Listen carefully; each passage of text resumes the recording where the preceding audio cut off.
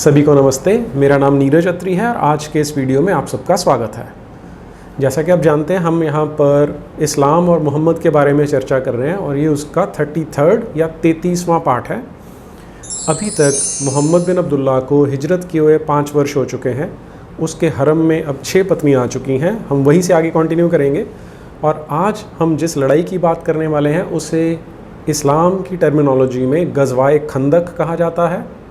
English में इसे battle of ditch कहते हैं और आम भाषा में इसे खड्डे वाली लड़ाई कहा जाता है, क्योंकि इसमें खड्डा खोदा गया था। इसके लिए आज मैं जो 2 बायोग्राफीज़ रेफ़र कर रहा हूँ मोहम्मद बिन अब्दुल्ला की, उनमें से एक है सैफुर रहमान मुबारकपुरी की लिखी हुई द सील्ड नेक्टर और दूसरी है विलियम मुइर की लिखी हुई the life of Muhammad. Sealed nectar के पेज नंबर 195 से लेके 203 तक आज वाले पोर्शन का रेफरेंस मिलेगा आपको, और विलियम मुइर की जो मेरे पास एब्रिज्ड वर्जन है उसके पेज नंबर 296 से लेके 308 तक आपको ये सारे का सारा कथानक मिलेगा जो हम आज डिस्कस करेंगे। ये जो लड़ाई हुई है इसके बारे में जो कुरान की 33वीं सूरा है, जैसे हमने पिछले लेक्चर में भी डिस्कस किया था कि जो हिजाब वाली आयतें हैं वो 33वें अध्याय में मिलती हैं। कुरान का जो 33वां सूरा है, इस सूरा का नाम है अल अहज़ाब और इसी में इस लड़ाई का रेफरेंस भी आपको देखने को मिलेगा। अभी तक की जो स्टोरी हमने डिस्कस की है उसमें मैंने कई छोटे मोटे गज़वे मिस किए हैं जो मोहम्मद बिन अब्दुल्ला या उसके चेले आसपास जाकर छोटे मोटे कबीलों को लूट रहे थे, छोटे मोटे कारवां लूटते थे। वो मैंने इस सीरीज़ में उनके बारे में कोई रेफरेंस नहीं दिया है, क्योंकि हम यहाँ केवल जो मेजर इवेंट्स हैं उनको डिस्कस कर रहे हैं, जो महत्वपूर्ण घटनाएँ हैं उनकी चर्चा कर रहे हैं हम। ये आसपास के जो कबीले थे, कुछ तो मोहम्मद बिन अब्दुल्ला की साथ मिल गए थे और कुछ थे जो उसके विरोध में आ गए थे, जिनको कुछ ना कुछ नुकसान हुआ था। तो ये सब लोग मिलके मक्का वासियों के साथ एक बड़ी सेना बनाते हैं और ये डिसाइड किया जाता है कि मोहम्मद को और इसके चेलों को मदीना पे हमला करके वहीं पे ख़त्म कर दिया जाए।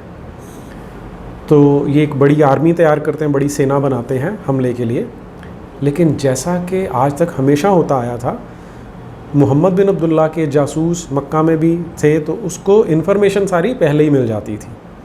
तो इन्हें पहले से ही ये पता लग गया कि इस तरह से एक बहुत बड़ी सेना बना रहे हैं और वो हम पे हमला करेगी। तो यहाँ पर इन्होंने बिल्कुल नई स्ट्रैटेजी सोची जो उस समय तक अरेबिया में कभी यूज़ नहीं की जाती थी। मोहम्मद ने इनसे ये कहा कि हम मदीना को सुरक्षित बचाए रखने के लिए जो मदीना शहर है उसके चारों ओर एक खाई खोद देते हैं ताकि वो हम तक पहुंच ही नहीं सकेंगे। और सारे के सारे लोग लग गए फटाफट से। अब उसके पीछे कारण ये था, इन्हें पता था कि जो संख्या बल है वो दूसरों का ज़्यादा है। मुसलमान या जो मोहम्मद था और उसके चेले थे उनका संख्या बल कम था, इसलिए इन्होंने ये स्ट्रैटेजी को अडॉप्ट किया। और जिस समय तक ये लोग पहुँचे, मक्का वाले अपनी सेना लेके वहाँ पहुँचते हैं, तब तक ये खाई पूरी खोद चुके थे, जिससे कि मक्कावासी और उनके साथी जो कुरैशी थे और बाकी के जो कबीले थे वो हैरान भी हुए और उनकी जो प्लानिंग थी वो उसको धक्का भी लगा। उन्होंने फिर हुआ क्या कि दोनों तरफ से बीच में खाई थी, लेकिन एक दूसरे की ओर तीर चला चला के मार रहे थे या पत्थर फेंकते थे, तो इस तरह का काम चल रहा था। जब ये तीर चलाए जा रहे थे तो वहाँ पर एक जो घटना हुई, अब मोहम्मद के साथ वहाँ के 2 प्रमुख कबीले बनु औस और बनु खजराज दोनों मिले हुए थे। और उन दिनों में इसे चांस की बात कह लीजिए, एक संयोग कह लीजिए कि दोनों के ही जो मुखिया थे दोनों कबीलों के, दोनों का नाम साद था। आजकल वो एक जो निज़ामुद्दीन मरकज़ वाला साद भागा हुआ है उसकी बात नहीं कर रहा, उन दोनों का नाम भी सेम था, साद। तो इनमें से एक जो साद, जो बनु औस का जो मुखिया था, उसे एक तीर आके उसके कंधे में लगा और उसकी एक जो मुख्य नस थी उससे कट गई थी। ये हमें बताते हैं सैफुर रहमान मुबारकपुरी पेज नंबर 197 पे। Saad bin Muadh was shot by an arrow that pierced his artery. अब इससे साद बिन मुआद को बहुत ज़्यादा गुस्सा आया हुआ था और उसके बारे में वो पूरी डिस्क्रिप्शन देते हैं। Perceiving his and approaching he invoked Allah saying, O Allah, you know nothing is closer to my heart than striving in your way against those people, disbelievers, who belied your messenger and banished him from his town. तो अब साद को ये समझ आ गया कि क्योंकि उसकी एक मेन नस कट गई है, आर्टरी कट गई है, तो उसका जीवन को बहुत लंबा नहीं बचा है। तो अल्लाह मियाँ से दुआ करने लगता है कि अल्लाह तुम तो जानते हो कि मैं इन काफिरों से नफ़रत करता हूँ और मैं तुम्हारे रास्ते में जो जिहाद है, जो टेक्निकल टर्म होती है इसकी वो है जिहाद फ़ी सबीलिल्लाह, जैसे यहाँ पे लिखा है स्ट्राइविंग इन योर वे, तो मैं ये करना चाहता हूँ। O Allah, I deeply believe that you have decreed that we should fight them, so if there is still more fighting to go with them, let me stay alive in order to strive more against them. It has been settled down. I beseech you to ignite it again so that I breathe my last in its context. He concluded his supplication beseeching Allah not to let him die until he had the full revenge on Banu Qurayza. तो ये चिढ़ा हुआ एकदम बुरी तरह से, ये कहता है कि अल्लाह मुझे जीने दे क्योंकि मैं इनसे लड़ना चाहता हूँ और सारे काफिरों को मारना चाहता हूँ क्योंकि ये तुम्हारा हुक्म है। और लास्ट में वो अपनी जो दुआ है अल्लाह मियाँ को करते हुए इस पे ख़त्म करता है कि जो बनु कुरैज़ा का कबीला है यहूदियों वाला, आपको ध्यान होगा 3 कबीले थे, बनु नज़ीर, बनु कैनुका और बनु कुरैज़ा। बाकी के 2 कबीले ऑलरेडी निकाले जा चुके हैं, अब ये एक ही यहूदी कबीला बचा था बनु कुरैज़ा वाला। तो ये कह रहा है कि मैं जब तक इन यहूदियों को ना मार दूँ तब तक मुझे कम से कम जीवित रहने दे। ये बहुत इंपॉर्टेंट है क्योंकि आगे इसका फिर से रेफरेंस आने वाला है।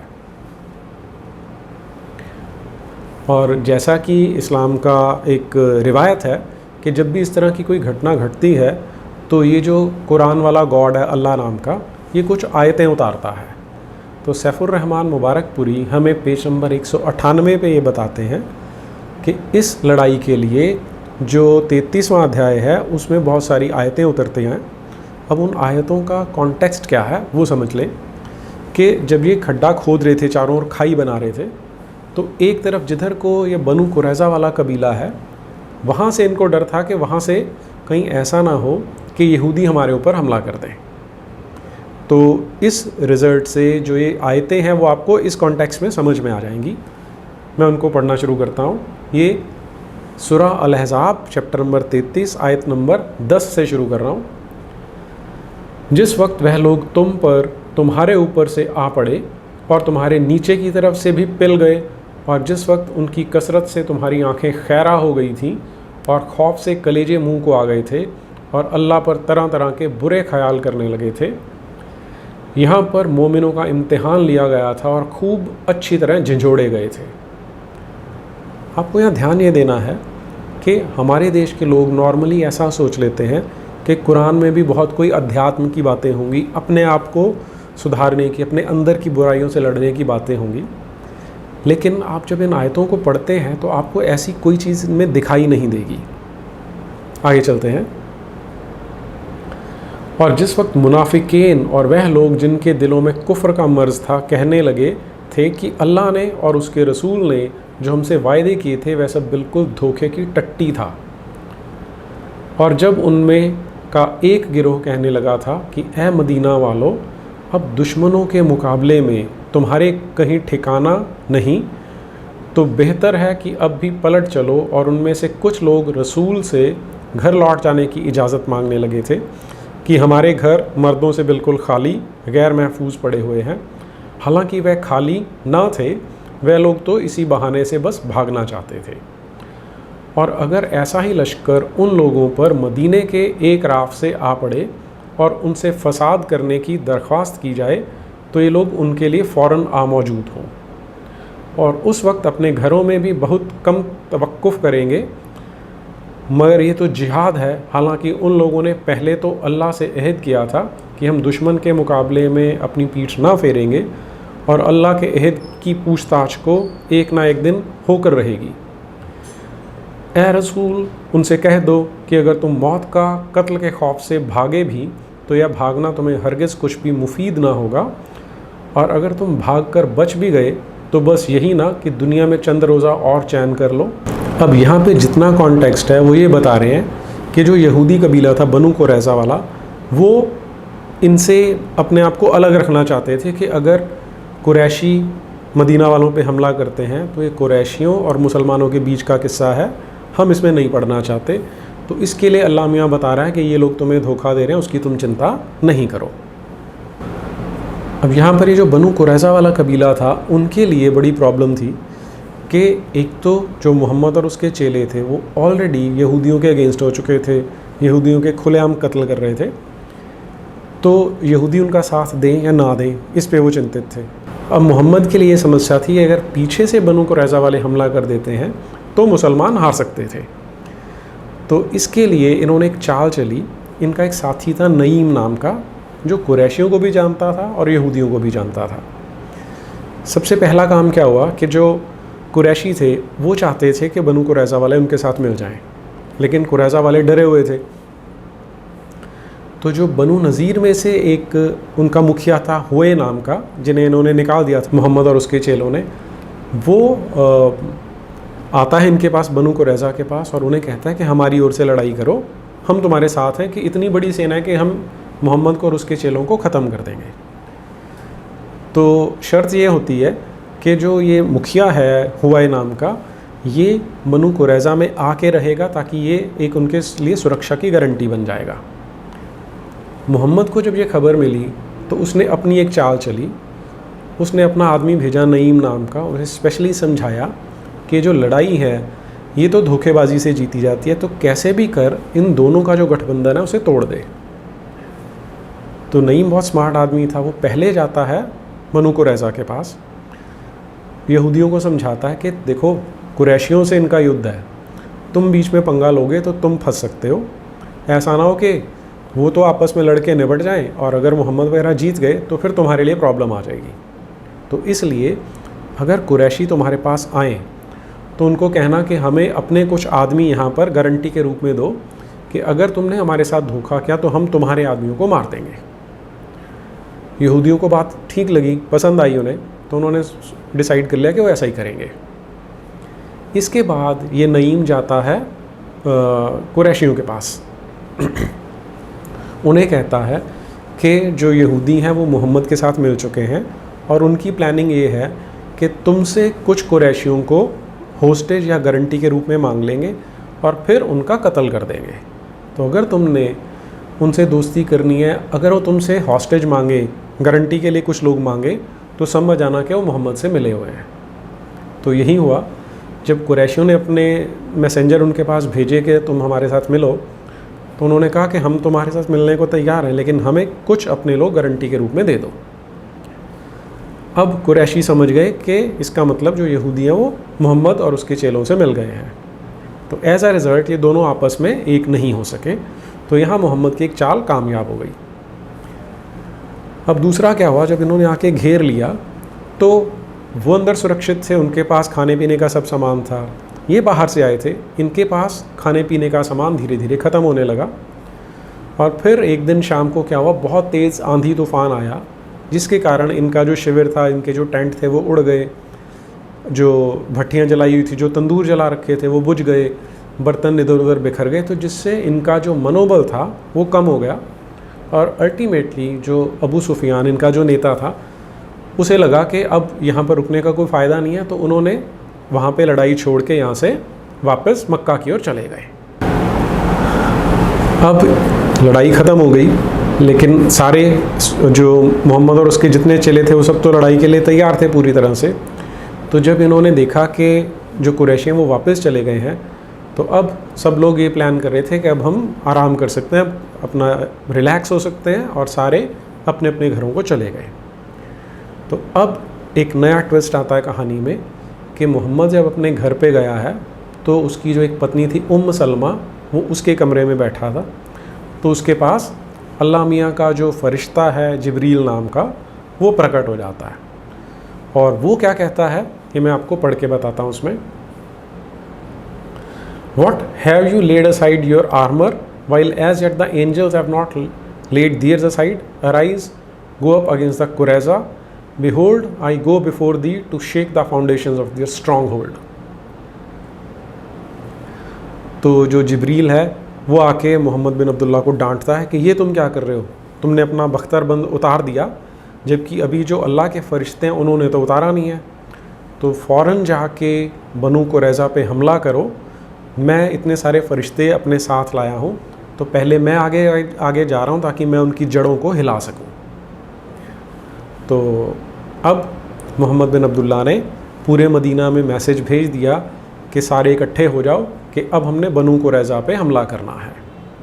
तो एज अ रिज़ल्ट ये 3000 लोग इकट्ठे होते हैं और जाके जो बनु कुरैज़ा का जो एक तरह से किला नुमा जो उन्होंने बना रखी थी अपनी बस्ती, उसको घेरना शुरू कर देते हैं। जब यहूदी देखते हैं कि ये लोग आ रहे हैं तो अपनी छतों से तीर और पत्थर फेंकना शुरू कर देते हैं। एक मुसलमान जो बस्ती के ज़्यादा पास आ गया था, उसके सर पर एक महिला जो है एक बड़ा सा पत्थर दे मारती है और वो मर जाता है।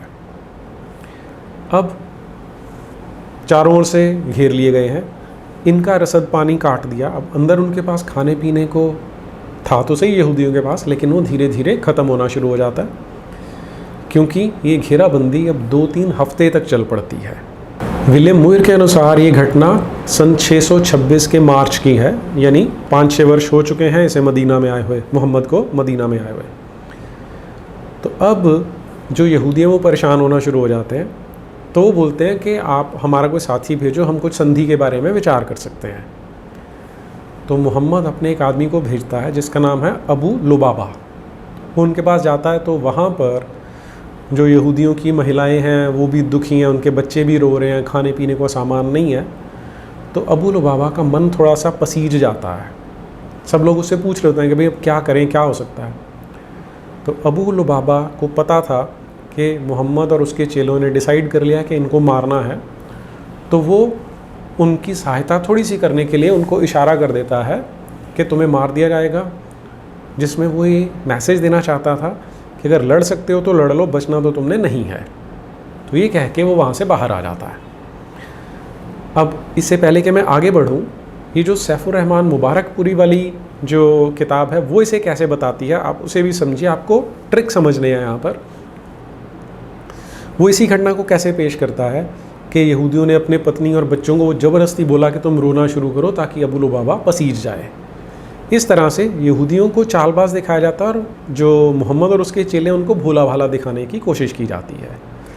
एनीवे, तो अब जब अबू लुबाबा वहाँ से बाहर निकलता है उनको ये इशारा बताकर, तो उसे लगता है कि उसने गलती कर ली है। अगर मोहम्मद को पता लग गया, क्योंकि मोहम्मद का तो कहना है कि जो युद्ध है ये धोखेबाजी से जीता जाता है, इट इज़ अ डिसेप्शन, तो मेरे लिए बुरा हो सकता है। तो वो इमीडिएटली मोहम्मद बिन अब्दुल्ला के पास जाता है और उसको ये बता देता है, स्वीकार कर लेता है कि मुझसे गलती हुई है। अब विलियम मुइर हमें क्या बताते हैं इसके बारे में। I repent for verily I have dealt treacherously with the Lord and with his prophet. तो अबू लुबाबा कहता है कि मैं तौबा कर रहा हूँ कि मुझसे गलती हो गई थी, मैं माफ़ी मांगता हूँ कि मैंने अल्लाह और उसके पैगंबर के ख़िलाफ़ एक काम कर दिया है। मोहम्मद इस पर कोई जवाब नहीं देता, जिससे अबू लुबाबा को समझ नहीं आता कि वो क्या करे। तो वो अपने आप को ज़्यादा शर्मिंदा शो करने के लिए वहाँ पर एक खंबा होता है, उससे अपने आप को ज़बरदस्ती बांध लेता है कि जब तक अल्लाह मुझे माफ़ नहीं करता तब तक मैं इस खंबे को यहीं पे बंधा रहूँगा, मुझे मरना भी मंजूर है यहाँ के लिए।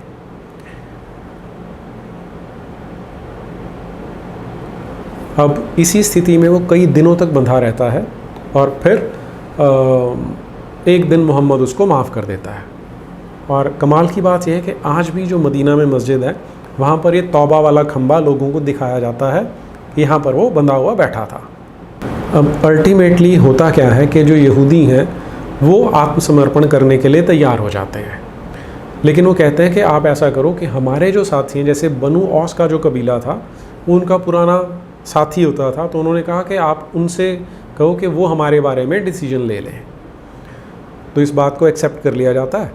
अब लगभग 2000 लोग थे ये, जिनमें 700-800 मर्द थे, बाकी महिलाएं और बच्चे थे।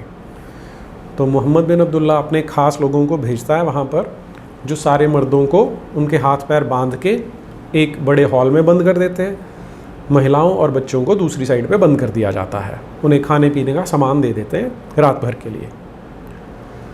फिर यहाँ मोहम्मद क्या करता है, वो कहता है, यहूदियों को बोलता है कि हम एक काम करते हैं कि जो बनु औस का जो मुखिया है साद बिन मुआत, उसको बोलते हैं कि वो डिसीजन तुम्हारे बारे में देगा, तो क्या तुम उसे एक्सेप्ट करने को तैयार हो। तो मरता क्या ना करता की हालत में वो हाँ कर देते हैं। अब मोहम्मद बिन अब्दुल्ला, हम पहले देख चुके हैं कि जो साद बिन मुआत था वो बनु कुरैज़ा को ख़त्म करना चाहता था। और यहाँ मोहम्मद बिन अब्दुल्ला ने उसी साद बिन मुआद को वहाँ पर उनका डिसीजन लेने के लिए नियुक्त कर दिया। उसे लगभग पता था कि क्या होने वाला है। तो साद बिन मुआद को वहाँ बुलाया जाता है। अब उसके घाव हो चुका था, उसका इलाज चल रहा था, लेकिन ज़ख्मी हालत में उसे यहाँ पर बुलाया जाता है। तो साद बिन मुआद ये फ़ैसला देता है कि मेरा फ़ैसला ये है कि जितने मर्द हैं उन सबको मौत के घाट उतार दिया जाए, और जो महिलाएं और बच्चे हैं उन्हें गुलामों की तरह बेच दिया जाए। तो वो बेचारे दुखी हो जाते हैं। लेकिन मोहम्मद बिन अब्दुल्ला क्या बोलते हैं, अब वो सुनिए। Truly the judgement of Saad is the judgement of God pronounced on high from beyond the seventh heaven. इसमें कोई शक नहीं है कि साद बिन मुआद ने ये जो फ़ैसला किया है वो अल्लाह का फ़ैसला है, मानो वो 7वें आसमान पर बैठे हुए अल्लाह से डायरेक्ट आया हुआ फ़ैसला है। तो यहाँ आपको चरित्र समझ में आ सकता है, जिन्हें पैगंबर कहा जाता है उनका क्या चरित्र था। अब क्या किया जाता है कि जो मर्द थे अलग अलग, उनकी जो संख्या अलग अलग बताई जाती है, 600 से लेकर 900 के बीच में। इन्हें 5-5, 6-6 के गुटों में लाया गया। एक बहुत बड़ा खड्डा खोदा गया मदीना में, इन्हें खड्डे के किनारे पे बिठाया जाता था और फिर तलवार मार के इनकी गर्दन काट दी जाती थी और उनकी लाश को खड्डे में फेंक दिया जाता था। तो सुबह से ये काम चला, 5-5, 6-6 लाए जाते थे, काट के उसमें फेंके जा रहे थे। शाम तक ये जो 700, 800, 900 जितने यहूदी थे, जो मर्द थे, सारे के सारे मार के फेंक दिए गए। अब एक वो जो लेडी थी जिसने पत्थर फेंक कर एक मुसलमान मार दिया था, वो शायद मरना चाहती थी। तो उसने कहा कि मैंने उसको मारा था और मैं चाहती हूँ कि तुम मुझे भी मार दो। तो मोहम्मद ने बोला कि मरना चाहती है तो इसे भी मार दो, तो उसे भी मार दिया गया। तो एक लेडी थी जिसे मारा जाता है। और इसके बारे में जो आयशा है, जो बच्ची थी जिसे मोहम्मद ने शादी की थी, उसकी एक हदीस आती है कि मुझे कई वर्षों तक उस महिला का वो चेहरा याद आता रहा कि वो कितनी खुशी से भरी हुई थी, कितने चीयरफुल थी वो। अब इसके बाद जितनी महिलाएं और बच्चे थे उन सबको गुलाम मंडियों में ले जाके बेच दिया गया। और जितना जो महिलाएं और बच्चे थे उनमें से 5वां हिस्सा यानी 20% जो गुलाम थे वो मोहम्मद के हिस्से में आए थे, क्योंकि वो रसूल था अल्लाह मियाँ का। तो उसने बहुत सारी महिलाओं को अपने यारों दोस्तों में गिफ्ट की तरह, तोहफे की तरह बांट दिया। और एक जो बहुत सुंदर यहूदी महिला थी उसका नाम था रिहाना, उसे अपने लिए चुन लिया। और जो इस्लाम की रिवायतें हैं वो क्या बोलती हैं कि मोहम्मद बिन अब्दुल्ला ने इस महिला को, जिसके पूरे परिवार को उसी दिन मार दिया गया है, उसे ऑप्शन दी है कि तुम मुसलमान बनना चाहोगी या यहूदी रहना चाहोगी। तो वो शायद उसमें स्वाभिमान ज़्यादा रहा होगा, वो बोलती है कि मैं तो यहूदी ही बना रहना चाहूँगी। तो अब मोहम्मद ने उसे अपने हरम में रखा तो सही, उसे सेक्स स्लेव बनाया, उसे कॉन्क्यूबाइन बनाया। और फिर कुछ ही वर्षों में ये जो महिला थी बेचारी ये मर जाती है। अच्छा, इन यहूदियों में एक बड़ा वृद्ध ज़ुहैर नाम का यहूदी था जिसने औस वालों की, बनु औस वालों की बहुत बार सहायता की थी। तो कुछ औस के कबीले के लोग थे, उन्होंने कहा भाई इसे मत मारो, ये हमारा ख़ास व्यक्ति है। तो मोहम्मद ने कहा चलो ये बोलते हैं तो इन्हें छोड़ देते हैं। लेकिन जो ज़ुहैर था उसने पूछा कि बाकी के मेरे साथी कहाँ हैं, जो मर्द थे, जितने बाकी मुखिया थे वो कहाँ हैं। वो एक एक करके नाम ले रहा था। उसे बताया जाता था कि इन सबको तो मार दिया गया है। तो ज़ुहैर कहता कि अगर वो सब मर गए तो मैं भी जीवित रह के क्या करूँगा, मुझे भी मार दो। तो वो जब दुखी हो जाता है वो कहता है कि अच्छा ये मेरी तलवार ले लो, बहुत तीखी और इससे मुझे मार दो। तो उसे मार देते हैं। जो अली था वो उस समय सामने बैठा था, तो वो कहता है इसको मरना है तो इसको मार दो, और उसे मार दिया जाता है। लेकिन उसकी जो परिवार था उसको आज़ाद कर दिया जाता है कि उनको ग़ुलाम नहीं बनाया जाता। और मोहम्मद से पूछते हैं कि भाई ये जो ज़ुहैर था वो इस तरह से मरा है तो उसके साथ क्या होगा। तो मोहम्मद उसका उत्तर क्या देते हैं, या he shall join them in their home the fire of hell. तो कहता है कि वो जो मर गया है वो जहन्नुम की आग में ही जाके जलने वाला है। बाकी के जो मोहम्मद के हिस्से में जो ग़ुलाम आए थे उनको नजद की ग़ुलाम मंडी में जाके बेच दिया गया, और उसके बदले उन्होंने वहाँ से घोड़े खरीद के लाए ताकि एक अच्छी सेना को तैयार किया जा सके। और बाकी का जो 80% था वो मोहम्मद के बाकी चेलों के बीच में बांट दिया गया, और उन्होंने भी जितने महिलाएं और बच्चे थे उनको गुलाम मंडियों में जाके बेच दिया था। हाँ, इनमें से 3-4 यहूदी ऐसे थे, टोटल में से सिर्फ 3-4 यहूदी ऐसे थे जिन्होंने इस्लाम को कबूल कर लिया, इसलिए उनको छोड़ दिया गया और उनकी प्रॉपर्टी भी उनको दे दी गई थी। अब ये जो इन्होंने यहूदियों पर हमला किया था, जो बनु कुरैज़ा के लोगों का नरसंहार किया था, इसके बारे में कुरान में कई आयतें देखने को मिलती हैं। इसी चैप्टर नंबर 33 में हम उन्हें एक बार देख लेते हैं कि क्या बताती है कुरान इसके बारे में। बहुत इंटरेस्टिंग है ये आयत नंबर 24 से लेके 27 तक हैं जिन्हें मैं पढ़ रहा हूँ।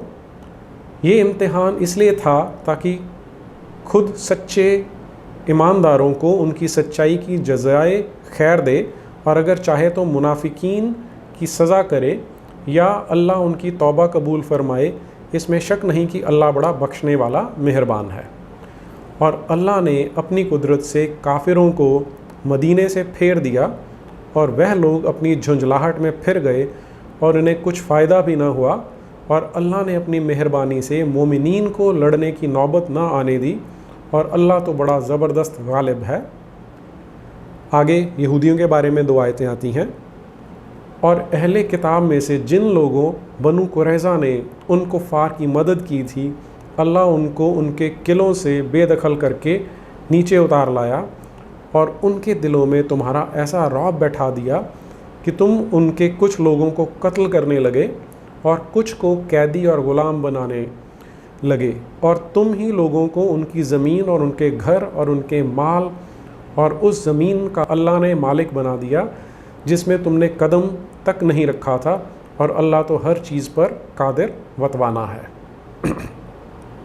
तो इन शॉर्ट यहाँ पर जो ये कुरान का गॉड है अल्लाह नाम का, वो ये कह रहा है कि ये जो यहूदियों की ज़मीन थी, उनकी जो प्रॉपर्टी थी, वो अल्लाह ने अपने ज़ोर से, अपनी इच्छा से तुम्हें दिलवा दी और उनके दिल में तुम्हारे लिए दहशत डाल दी थी।